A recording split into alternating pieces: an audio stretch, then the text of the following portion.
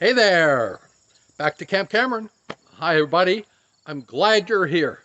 Let me know you're here, though. Drop a line, do a thing. Yeah, I'm doing this on a cell phone, and your name comes up. I can't really see it. Maybe that has something to do with being 67 and needing knees. I don't know. Anyways, trust everybody else is doing well. We're winding down August, obviously. I don't need to tell you that. You know that. Just look at the calendar. You know what's happening, and kids will be back to school or whatever's happening these days because everybody's telling you how to live your life. Anyways, I would just suggest that you decide that you're going to take back ownership of your life, take back those uh, uh, really feelings that you know down here in your gut that something's a little bit wrong, that something's a little bit off, that all this sort of moving of goalposts, if you remember months ago, it was flattening the curve. And now it's like, oh, somebody might get sick. Oh, there's 100 people diagnosed here in Ontario. Oh, the world's going to die. Come on, you know better than that. You better know better than that.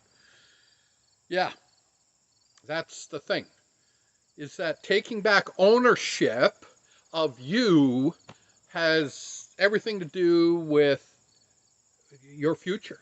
I mean, just your future in general. If you look, 10 years in the future and you're looking back and you're wondering, boy, where did freedoms go from? Where did all of this change? What happened? And that was the rolling over of the great masses of mediocrity that decided that lying, deceptive politicians knew what was better for you than you did, and you know better than that. Anyways, okay, off my soapbox. Getting back into reality. Look, for most people, there are two P's that sort of go through your mind like all the time. Okay? They're little questions that you ask yourself. And there's a big P and a little p. No, guys, it's not that P. No, no, no. It's like this. What's the little P? That's purpose. That's the thing when people are asking, so what is my purpose? What are the things, stuff? You hear people talking about purpose-driven life. I talk about that from time to time, what purpose and things and stuff going, forward in your life and legacy and family and all those things that are very important have to come from purpose. But the big P, the real big P that people struggle with, and in fact, they struggle to the point in which, frankly, they try and bury it. They try and escape from it in alcohol or gambling or sex or drugs or all these sorts of other escape mechanisms, or just trying to ignore it or go na na na na na and bury themselves in other areas. That P, that big P, the thing that's there is this: potential. That you know that there's greatness in there, that you know that there is more in there than you can possibly imagine, and you don't quite let it out.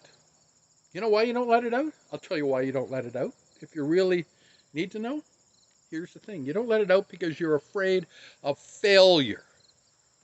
That somewhere in your life, growing up, you gave over your, call it success and potential quotient to other people. Probably it started with your parents. Okay, you wanted, at the end of the day, you wanted to make sure that everybody was happy.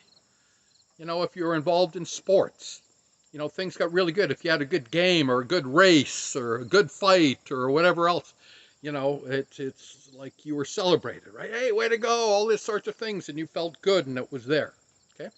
If it didn't go so good that day, things got really quiet, didn't it? Got really quiet on the ride home from the game or the race or the fight or whatever else that you're competing on. And that you were indeed spending time validating you through the acceptance and the adulation of others, like your folks.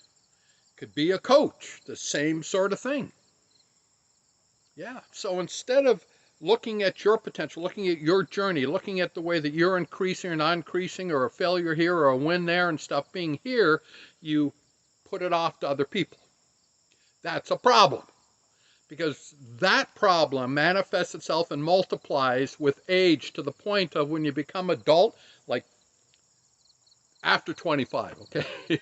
After this part of the brain is at least solidified a little bit. After that period of time, when that's all said and done, now you look out to third-party things to give yourself a sense of validation. That's why social media in so many ways is really, really, really dangerous, because people look for what? They look for their likes. They look for their comments. Yeah, I like comments on mine, right? But for the most part, I like comments. It isn't for me, is just because I know that the way these platforms work, that this message goes out to more people when you comment. So comment on this video. That's it. I don't want to be followed. I want you to grow. That's all, just to grow inside. I know that when you decide to unleash that entire magnificent power and human that you are, that you have so much to provide this world, it isn't funny. But if you keep pressing it down, you keep suppressing it, if you keep looking for third-party validation about who you are and what you are and those sorts of things, that's it. And you know what? It'll also manifest itself physically. I mean, people who decide that they are just a physical wreck, you know, obese, type 2 diabetic, you know, aches and pains, having a hard time walking. I'm not saying that there aren't things that happen in our life that doesn't create other issues like accidents and things and stuff. But what I'm saying is just lifestyle that depresses the state of the human condition and energy and vigor and vitality. All of that, I mean, absolutely all of that is an indication of a person's mindset and stuff going on. Why do you think everybody is like looking around everywhere else for their health and well-being? I mean, that's kind of crazy when you say it's that I'm going to have some anonymous sort of guy who's broadcasting saying, I can't gather with more than, whatever number of people it was. Or if you're out of country, you have to, hang out for 14 days, by yourself, or all these sorts of things that are just nonsensical. Okay, you get it? Nonsensical. The science does not support it. It never has supported it, but doggone it, you and so many of you have decided that third-party people control your life. But there are a cohort of us, and more, and they're growing more and more, who understand that we have to own our dash. That doesn't mean to be disrespectful for other people. It doesn't mean to be disrespectful to things that other people choose to do, mask or no mask or quarantine or stuff. That's what I'm saying. It's just when you're being told the way that you have to live your life, that's a problem. So, why does that happen? Because validation of a person's very existence stopped being inside and looked outside for that acceptance and validation. You're just part of that whole group of people that aren't paying too much attention outside to what some particular cohort of people said that you needed to pay attention to. Oh, squirrels. Red squirrels, gray squirrels, rabbits. Anyways, got it? So yeah, there's greatness in you. You have to decide that big P, right? That potential, that thing that's inside of you. It's limitless, by the way. It's absolutely limitless. You'll never achieve your ultimate potential of what you are capable of in your lifetime. But the journey of achieving and growing and building and excelling will be magnificent once you decide that it's okay with you to win, to fail, to experience, to maybe miss out, whatever those things are, you decide.